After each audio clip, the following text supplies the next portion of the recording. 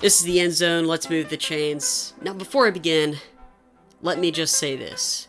If this tweet does not get you excited for the XFL, for the future of football, for a guy who has always loved football, college, NFL, arena, CFL, all forms of it, spring, this gets me excited.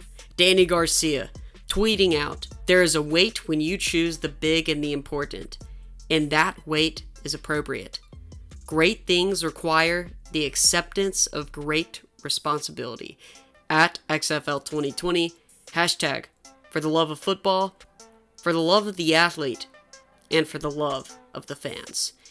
I am so excited for the new ownership of the XFL. Now, Dany Garcia comes out tweeting this, and there's also a picture I'm going to show now. She took a picture of all the XFL helmets.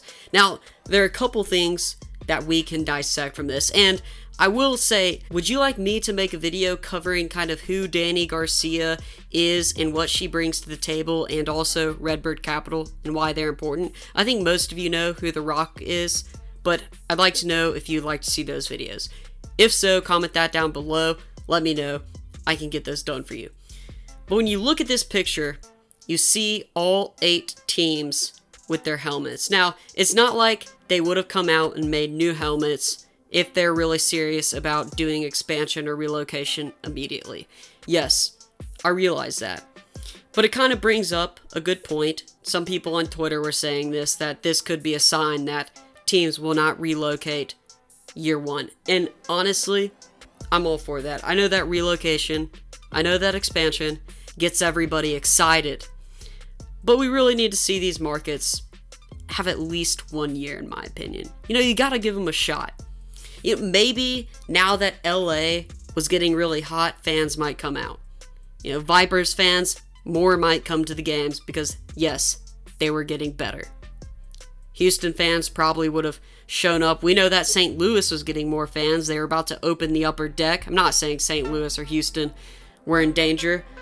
Now, in New York's case, yes, moving stadiums is probably something that will happen. We might see a couple teams move into soccer stadiums or move into smaller stadiums at least. Could see LA do that. You could see a number of teams actually doing that. But I'm just so excited, and I'm glad that Dany Garcia and The Rock are talking about this on social media.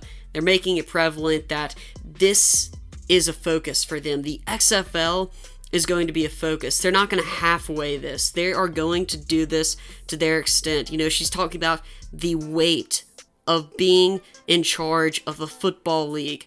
That's an incredible responsibility. She's accepting that, and she's taking it on full head of steam. And on Instagram, The Rock, he actually came out and he said that, you know, he was excited. We've seen multiple tweets from Dany Garcia and The Rock themselves about how excited they are. And I hope that they can both bring it 100%. I hope that the XFL will come back because I'm super excited for it. I love the stories and I look forward to what they're going to do differently. There are some things that the XFL 2.0 could have definitely improved on. This is a chance to do it. I cannot wait for XFL 2021 or 2022, whenever they decide to kick off. But, you know, it looks like from this picture that, yes, Dany Garcia, The Rock might be sending a message that they're keeping the first original 8 teams, and I think that could be a great move.